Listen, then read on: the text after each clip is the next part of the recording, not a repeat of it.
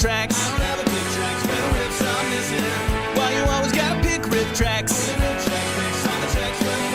It's your lucky day, it's time for RiffTrax.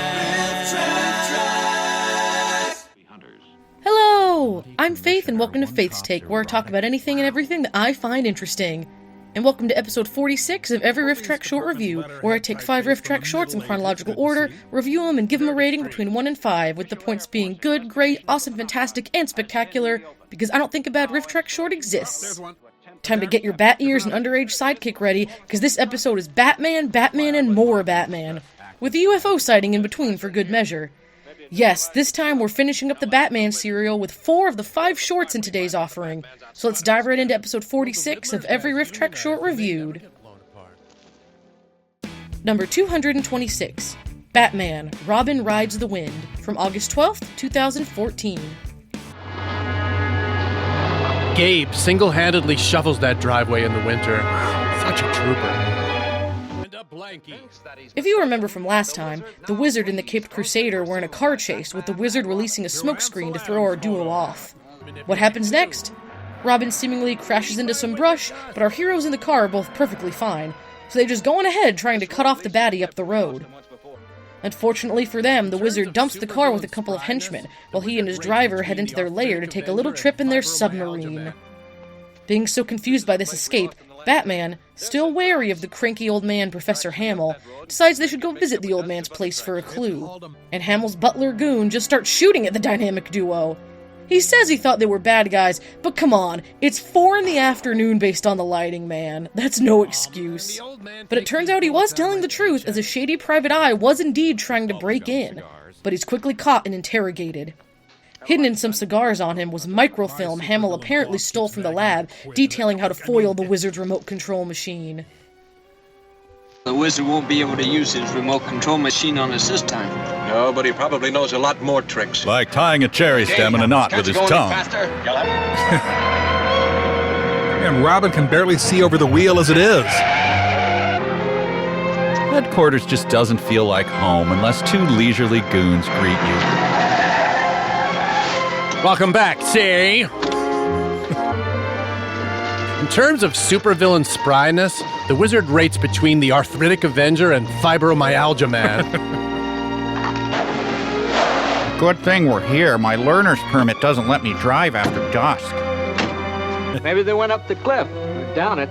Doesn't make sense. Unlike everything else in this Make a thorough series. search. Any houses near here? Totally inconspicuous, old chum. Here we see the butler/flunky in the wilds of Gotham City.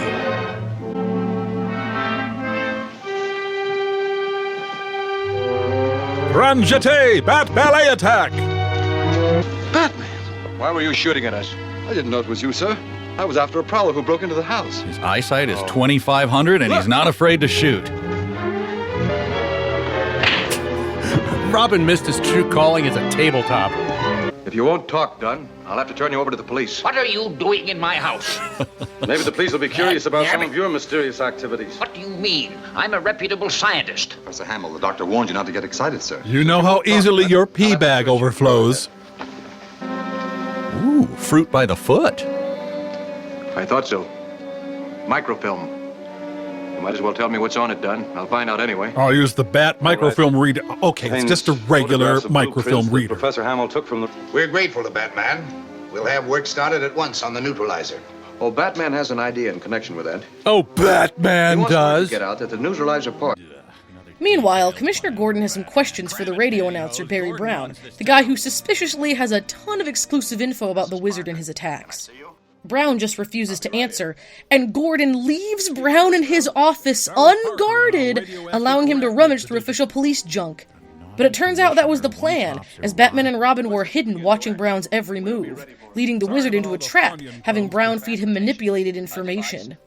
While you'd hope the Wizard would play right into their hands, he apparently was waiting for something like this to happen. So while Batman and the cops may be waiting to intercept the Wizard attempting to intercept the neutralizer, which will stop his remote control machine, Batman doesn't know the Wizard has been waiting for this exact scenario.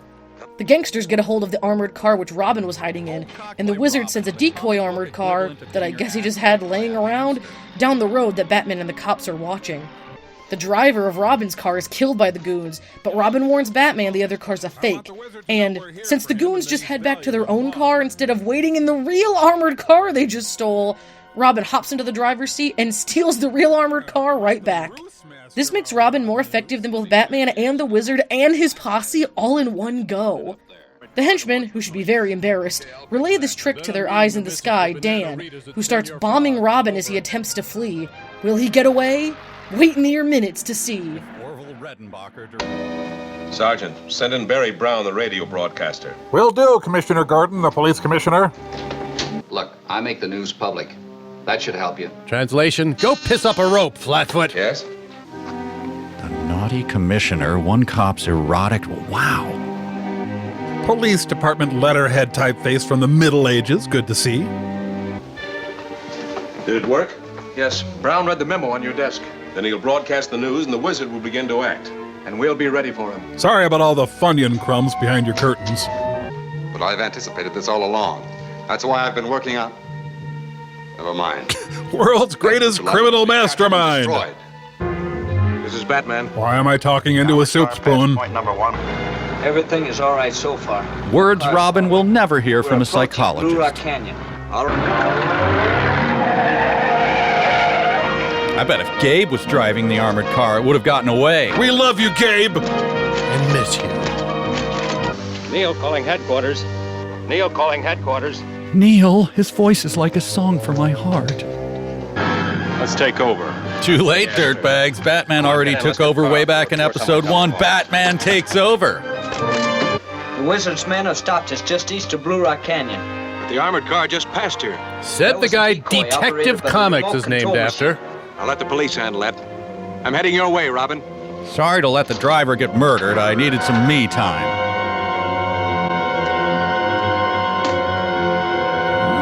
Quite the ruse master our Robin is. Want to be clear of gas now. Cold cocked by Robin, the comic book equivalent of getting your ass kicked by a hamster. Can't let him get away with that neutralizer.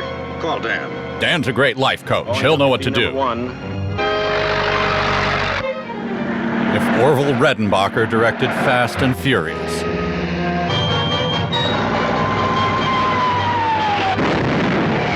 Driving an ice cream truck over a cliff. The closest Robin will ever come to riding the wind. Has the Wizard discovered how to make himself invisible? Wait, was invisibility ever on the table? Hold up now. See the threat.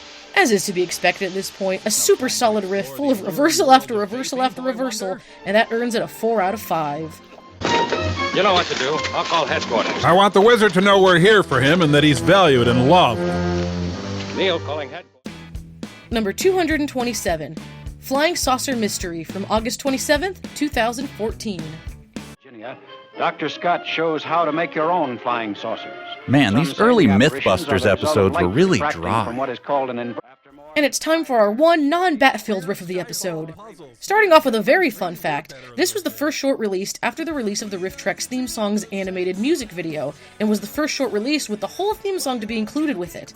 Now they don't release shorts with the entire theme song detached anymore. The fact that it's here makes this short a special little time capsule to back when it was brand new. And as you may have surmised from the title, this short is about the mysteriousness of flying saucers. It starts with some military men assuring the American people that the unidentified flying objects certainly aren't theirs. So what exactly are they? Based on the narrator, these discs are faster than man-made flying machines, so they must not be of this world. What is the flying saucer? What do people see and sometimes photograph? Other than my neighbor's wife sunbathing. I mean, aerial phenomena in the nation's press. After more than 5 years of study... Queer skyball puzzles. Man, headlines really were better in those days. In my position in the Research and Development Organization of the Bureau of Aeronautics and of the Navy Department... And not too shabby a swing dancer, I don't mind saying. And our guided... What are these shadowy voyagers of the atmosphere? Question markoids from the planet Punctuation-tron. Were still dreaming of flight decades ago. They sketched these aerial vehicles of the future. Strangely, some of them resemble the saucers of today. Yeah, okay, but let's go back to the guy flying on a giant metal wang. With their later growth and maturity cloaked in official secrecy. They didn't have Area 51 yet, just Hank's old trailer shed 43. When the smoke of the war blew away in 1945, we found ourselves suddenly arrived in the age of rocket propulsion. We just found ourselves there. It just kind of happened. Yet the announced speed of this airplane is only 600 miles per hour, a mere fraction of the velocity of the disc. To recap, the discs are definitely real, and we know their velocity. The discs be yet characteristic of the saucers. Pause for laughs. Is their fantastic maneuverability. Discs, moving at many times the speed of sound, suddenly reverse direction. Flight surgeons say any human pilot attempting this would perish instantly. Flight surgeons went on to say, "Don't waste my time with these dumb questions. I'm a doctor and I'm serving my country. And don't you dare quote me in your little paranoid weirdo movie." What appeared to be a dome on the top with, I can't be sure, but I believe I saw the sun glinting off of, windows or observation. Breaking, man definitely saw windows. Is this here the wobbling motion mentioned in so many reports is clearly seen? Wobbling motion caused by moonshine consumption. A Coast Guard may have been the same phenomena was photographed at night by August Roberts, who has this to say about it. What do you think it was? I think it was from outer space, but friendly. Okay, interviewing August Roberts was a mistake. Sorry. Like many of the saucers. Apparently, these saucers aren't just on our star-spangled soil, but even in East Germany there were reports of bizarre flying ships. A scientist, who can't remember sentences longer than 3 words based on how much he's reading his cue cards, tries to explain the non-existence of alien ships by using lights to show how illuminated discs can trick the human eye. And while I definitely believe these people aren't actually seeing aliens out there, that is definitely a weak explanation for most of the photos and sightings even presented just in this short. In the end, all the short comes to is that the atomic bomb will somehow add up to us getting far enough into space to find out where these discs are really coming from. The reports, the latest and most credible received, comes not from America, but from behind the Iron Curtain. That bastion of credibility. The first eyewitness report of a supposed Soviet guided missile tells of a saucer-shaped object. Definitely East Germans, not a confused family from Iowa. Burst it out from the holes in it. That's a great drawing by a preschooler. It's the mayor of an East German town. Right, the mayor. But lots more, since the planets might be older. It's the first time he's ever discussed this theory not on a city bus. More advanced. The thing is, they're not killable. They're immortal already. There's a scene in The Shining that proves all of this. Shoot them down of electrically charged particles of air. He learned his cue card technique from every Oscar presenter. Many different colors, such as yellow, red, pink, orange, green, and blue. So literally the entire spectrum of visible colors. Got it. Charged matter produce no sound, but can be detected by radar. Don't look at me, Noel. Look at the camera. The camera straight ahead of you. Are certainly not the prevailing conditions. Improbable that there may be occasional local conditions responsible for this glow, which might be interpreted as flying saucers. Well, I'm totally convinced. In the end, it's possible that even the headlights of your car can create them. Why, even a common waffle iron can create a flying saucer. This explanation is popular, but General James Samford points out even this theory does not explain all the reports. Come on, the flying saucer headlight theory is airtight. However, that we now are attempting to resolve. People, please remain calm. It is these reports that interest Donald Kehoe, sponsor of a theory that is growing in popularity. Tiny robots have stolen my hair. After 1 year's investigation, here is a direct quotation from the official report. They mean to probe our keisters. That's all there is. Have atomic bombs. Does this power foresee our ability to travel through space in rockets propelled by the atomic power we are learning to control? Can Superman stop Brainiac from destroying the Earth? Doubted by many. While the short itself is ludicrous, it holds a special place in RiffTrax history, and it's pretty funny to boot, and it earns a 3.5 out of 5. Why did we make this short? Scientists are baffled. There are many theories to explain the disc. Number 228, Batman, The Wizard's Challenge, from September 5th, 2014. It's 1 minute till 3. He's right! The master detective nails it again! And we're back to Batman for the rest of the episode as we finish this serial off.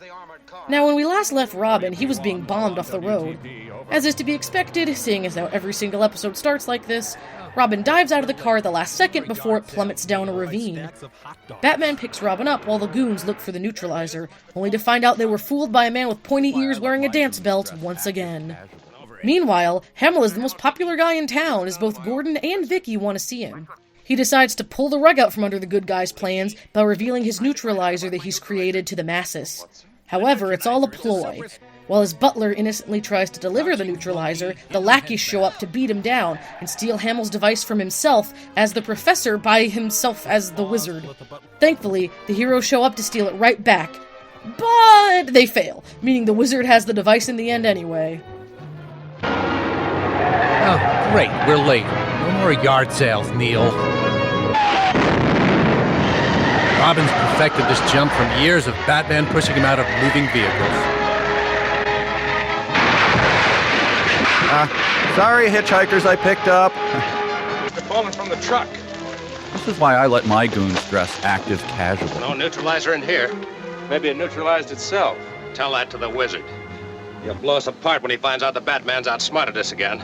Well, the Riddler's guys unionized, and they never get blown apart. Why should I? Well, I'd like to ask your advice on a scientific matter. I'm not explaining where babies come from again. Today. Orders from the wizard were to go to Hamill's house right away. Charlie's, the one-stop shop for all your henchmen needs. We've got everything from bolt suits and fedoras to the healthy kibble your minion craves. Oh, I'm Vicky Vale from Picture Magazine. I'd like to see Professor Hamill. You can't, miss. What did you just call me? There's a little photographer in the house. Strong. Here is the neutralizer. Take it to the research plant at once. Next to the science factory. And don't let it out of your sight. Very good, sir. You can count on me, Daddy. I mean, sir, of course. Crouching flunky, hidden henchman. Quick pause to let the butler get good and assaulted. Low workman's comp. I make you kiss. Mwah! Mwah! The box is empty. As empty as my gums. Carter? Why did you trust such an important device to one man? I had my reasons. Maybe you wanted to have it stolen. If the wizard is in possession of that neutralizer now, he'll be more dangerous than ever. We'll report to Commissioner Gordon. Oh, he'll be more dangerous now. Well, thank God you're here to Batman-splain everything to us. I'm sorry, Professor. I don't want to hear any of your apologies. Get out. Avon calling. Brought my sample case. Neil shows up at the wizard's cave to hand the device back over to the guy who had it in the first place. And since Batman just got super sus about it immediately, it all just made this wizard look more suspicious anyway, so he should have just kept it to begin with. Anyway, under the wizard's command, Neil starts the machine while his boss wears some kind of funky medallion. And when the powers of both MacGuffins combine, the wizard turns invisible. And once again, he feeds Barry Brown some info to let his enemies know that he's better than them and will steal from right under their noses. Despite Gotham PD's best efforts, the wizard, while invisible, breaks into the compound, leaving Batman with only one choice. To hide in the safe with the jet plane plans the wizard intends to steal. Why just do the easy thing and move the plans to a different location while the wizard's distracted knocking out the guards, when you could just put yourself in imminent danger against an unseen foe? Man, Batman is built different. The wizard knocks Robin out no problem, and heads toward the safe, but, knowing Batman is built different, instead of busting into it, he just leaves a bomb outside of it to take out Batman for good. Here it is, sir. So my plan worked. My plan to get you all alone in my love cave. My lab. So how's it coming? Idiot, that's just a VHS rewinder. Gotham High Locker Room, here I come! You hear me, Neil? Yeah, but I can't see you. That's because I'm invisible. The wizard, master of camouflage and condescension. Now I can finally track down that elusive Robert Denby. He states that he will appear at the research plant at 3 o'clock this afternoon. He'll also appear at the Civic Center on Sunday, leading a knitting workshop. With his scheme. Well, now's as good a time as any to leap to my death. Really was never cut out for this job. Goodbye, cruel world, and so forth and so on. Oh, good. Staring into the sun for hours on end has finally reaped its reward. Do you think that threat should be taken seriously? With Batman's track record? Yes! Batman feels differently about it. Where are the plans for the superjet plane? In that vault. Then my guess is he's going to try to get into that vault. Thing might be a trick to make us move them so they... It's time for Neil to turn on the full power. Milliamp? What the hell's a milliamp? Oh man, where did I leave those instructions?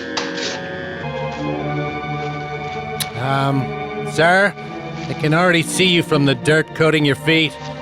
And the microorganisms on your skin and hair are pretty noticeable, too. And shouldn't you be blind given your lack of retinas to absorb the light? But I'm probably overthinking this. Good luck, sir! Since when did that gate start opening itself? Since just now. But what caused it? You figure it out. Maybe top military secrets shouldn't be guarded by octogenarians prone to DTs? Sir, if he dies, what do you think of the name Nightwing? Okay, rule number 1 on a mission, never leave Robin alone with something that shines, rolls, or beeps. And our intrepid boy wonder is taken out with a lobbed Scrabble tile rack. With his trap set, the wizard gleefully moonwalks out the door. Watch working fine, suck it coyly. Just as predictable as all the other episodes, but also just as fun, and it includes a great writing with death reference, so this one gets a 4 out of 5. Have you seen anything unusual around here? Not a thing, sir. Just the usual grown men in children's costumes fighting invisible wizards. Number 229, Batman vs. the Wizard from September 16th, 2014. Batman and Robin are moving in on the wizard. Sorry, that's moving in with the wizard. Grab a sleeping bag, Robin. Things are gonna get wacky. Batman, having stepped into the safe's chamber, is unscathed by the blast. But then so is Robin, who was very close to the bomb itself, so the wizard must be using off-brand explosives. But despite the victory of getting into the compound unseen, the machinery gets too hot, and Neil has to turn it off, leaving the wizard out in the open on his way back to his getaway car. Now in their sights, the police chase after the wizard, shooting first and asking questions later, with our heroes in hot pursuit. Just by hiding amongst boxes, the wizard's able to elude all of Gotham's supposed best and brightest crime fighters, which should tell you something about Gotham's police academy and choice of superheroes. And in the end, they only find the sketchy detective that tried breaking into Hamill's house the other day, and he's promptly arrested, seeing as how he too snuck into a private government science compound. Though, because he did that without having to be invisible, again just means Gotham only hires the best, and the wizard makes everything 1,000 times more complicated than he has to. And seeing as how he left a glove at the scene of his escape and a bullet grazed his hand, the wizard now has 2 very easy to follow clues leading straight toward him. But if anyone could somehow mess up such easy leads, it'd be this bunch. Ladies and gentlemen, Kiss! Wanna rock and roll all night! I thought that blast had finished you. It would have if I hadn't stepped into the inner chamber to use my oxygen inhaler. Howard Hughes keeps his urine in there. It's wild. I don't know. Did you see anyone enter this office? No, sir, but something hit me and knocked me down. You mean the force of the explosion? No, sir, it was before that. The director just told this guy to do all the ethnicities. All I know is he ordered me to turn these things off when they got too hot. And a good outlaw does as he's told. You know who this crap wouldn't be happening to? Gabe? Gabe. Or Dan. It's true. Think like a brick, wizard baby. Be the brick. Police Academy 10. Octogenarians on patrol. Haha! Crates! I'm saved. Who are you after? A man in a hood and cloak. Hood and cloak? What a freak. He must be in there. That door was closed a while ago. I noticed during my hourly which doors are closed check. Come out with your hands up. Is this the man you were chasing? Well, it could be if he wore a cloak. Yeah, but that would also be true of literally anyone. And I was almost trapped. Well, I had to turn the machines off. They got overheated. Thanks for the recap, fellas. I threw the research plant into an uproar. They're still trying to figure out how anyone got in there. The Wizard, annoyer of on-site security contractors. I think we're dealing with an enemy who can't be seen. What do you mean? I mean carbon monoxide. That's a question. Now, if the beams from each machine crossed each other, what would happen to an object they focused on? Total protonic reversal, duh. What we need are fingerprints. I may be able to get them by turning the glove inside out and examining it in my laboratory. Which is definitely not in a cave under Bruce Wayne's I hope house. so.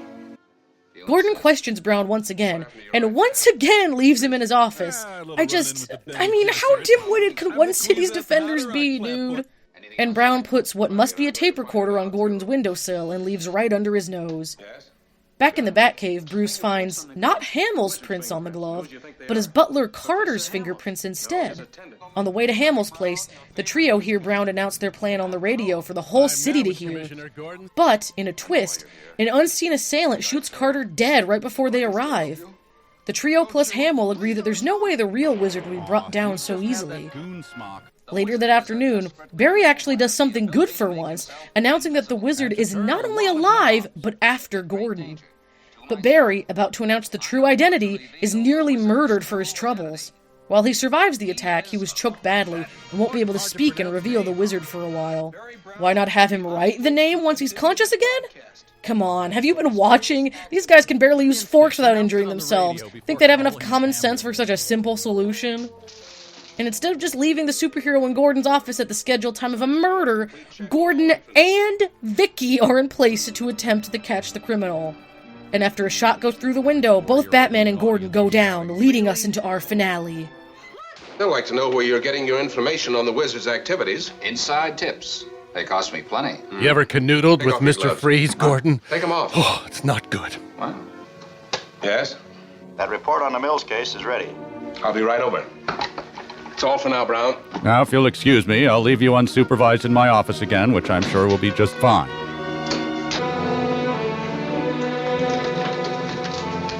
Gotham's top cop right there, folks. I've got him, Dick. Fingerprints on the glove? The wizard's fingerprints. And whose do you think they are? Oh, Professor Hamill's. No, his attendant, Carter. Carter? The original title of this was Batman and Robin Get Carter. This job would be so much easier if I could read. It's still hard to believe that Carter is the wizard. It might explain many things. 14 episodes, folks. There's your big reveal. That's true. Gordon is on his way at this moment to the home of a prominent scientist to make an arrest. How did he know that? I'll deal with Brown after I arrest Carter. Anyone worried we're now speeding towards our death? No? I know why you're here. You think I failed. But I can still help you. Don't shoot! Please don't shoot! Aw, and he just had that goon smock freshly laundered. They wanted to be stealthy, so they pulled up to the front of the house. Why would anyone want to shoot him? Says the man who is furious with him all the time. Ridiculous, impossible. His fingerprints prove otherwise. I'll never believe it. How'd you hurt your hand, Professor? I burned it in the laboratory. I was attempting to solder together a female companion. There's something wrong here. They are wrong in thinking the wizard is dead. He is very much alive, and he threatens the life of Commissioner Gordon at 2 o'clock this afternoon in Gordon's own office. I didn't call Gordon directly because I really don't care. Seriousness, at great danger to myself, I am about to reveal the wizard's true identity. He is... that is one hard-to-pronounce name. Barry Brown will be unable to continue this broadcast due to a mysterious accident. Good instinct. Announce it on the radio before calling an ambulance. What happened here? Brown was broadcasting. Suddenly he acted as if someone were choking him. Then he fell down unconscious. That's why I'm so worked up right now. That's right. But if you look at his neck, you'll see real finger marks. Yeah, he's right. Despite his wooden delivery, he's right. Hello, Batman. Commissioner? Hello, Vicky. Cutting it a little close for a 2 o'clock death threat, See, you brought your Vicky. camera. Well, I still don't know what kind of a picture I'm to take. I don't either. But when you do, I want you to use this bulb. He's got an assortment of What light kind is bulbs it? back there. It's a specially treated infrared bulb, sensitive to vibrations which cannot ordinarily be seen. It might help you photograph the invisible wizard. Or it might have zero effect, and I've put you in great peril for no reason. Whatever. That's up to you to figure out. Sergeant, I want a complete check on all entrances. Adam West and Burt Ward in a shocking cameo? Every 4-year-old in the audience is shouting, really? Now, how would looking have helped? The heroes were never the smartest, but man, this episode makes the dumb really stand out. But this short is still super fun, leaving it with a 4.5 out of 5. See Batman Victorious, the final chapter of Batman and Robin, at this theater next week. Major spoiler alert in the title of the exciting conclusion. Number 230, Batman Victorious, from September 19th, 2014. Yes? Telephone, Commissioner. You got the commish. Go ahead and dish. Gordon speaking.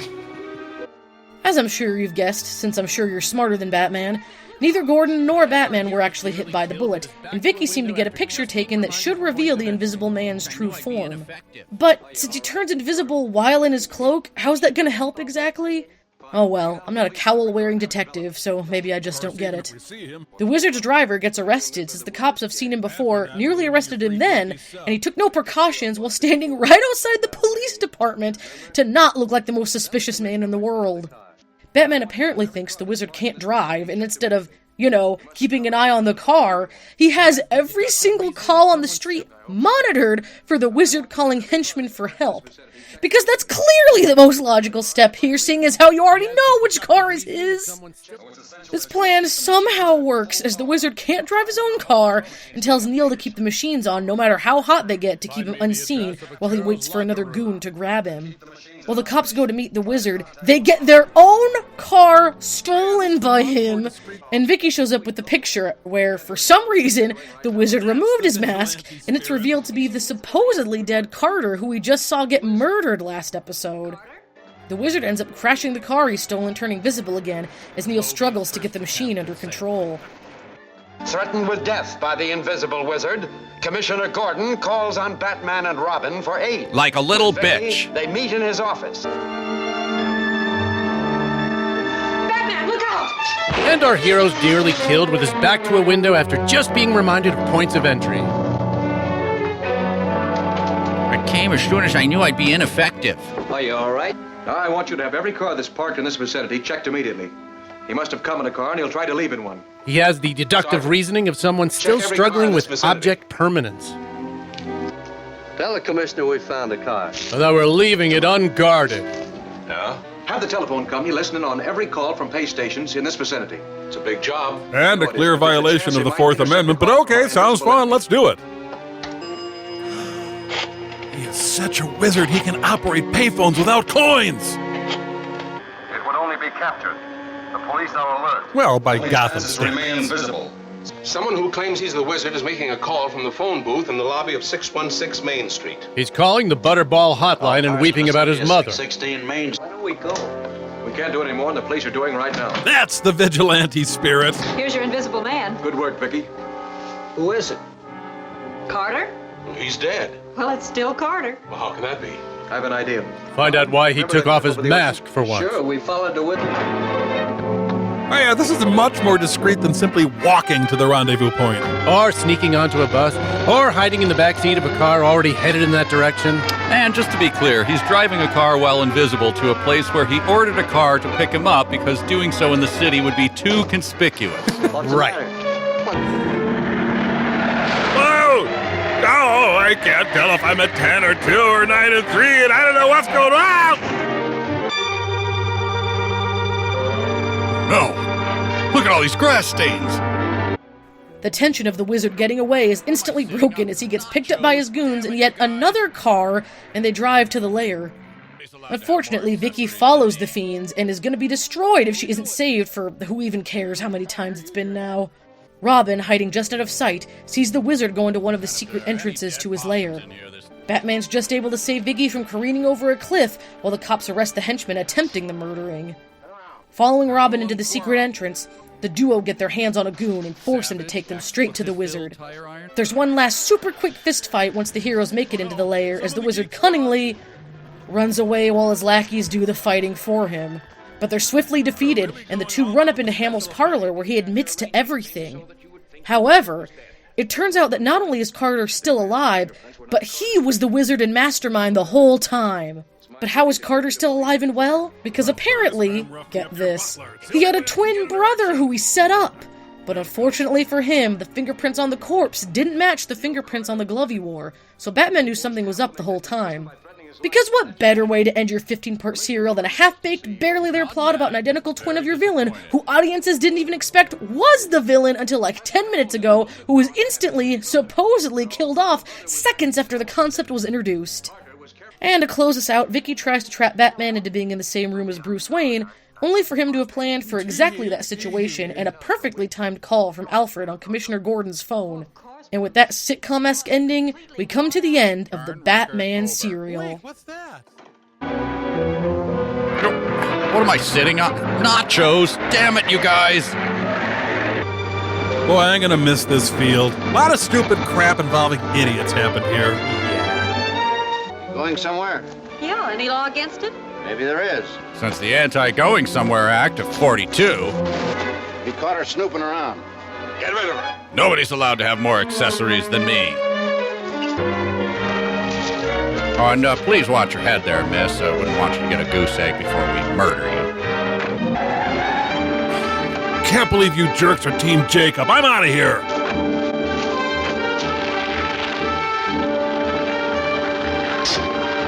Turn around. Now do a little twirl. They went through here. I knew Robin didn't forget my birthday. This must be my surprise party. Take it $3.50 for 45 minutes. Peach muffins, here we come. You know, I dig the wizard's look so much, I tried it myself the other day. Gotta say, it didn't go over so well at my niece's christening. Or the bank. Here we go. I love this part.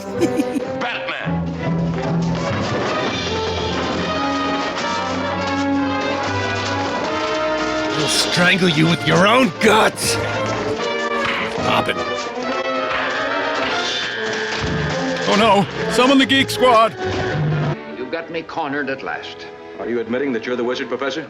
Yes, I'm ready to make a full confession. I stole these shoulder pads from Joan Collins. My twin brother and I merely took orders from Professor Hamill. Then it was your twin brother who was killed. That's right, by Hamill. Lousy 1%er. Yes, You, Carter, are the wizard. You forced Hamill to make that confession by threatening his life. that's right.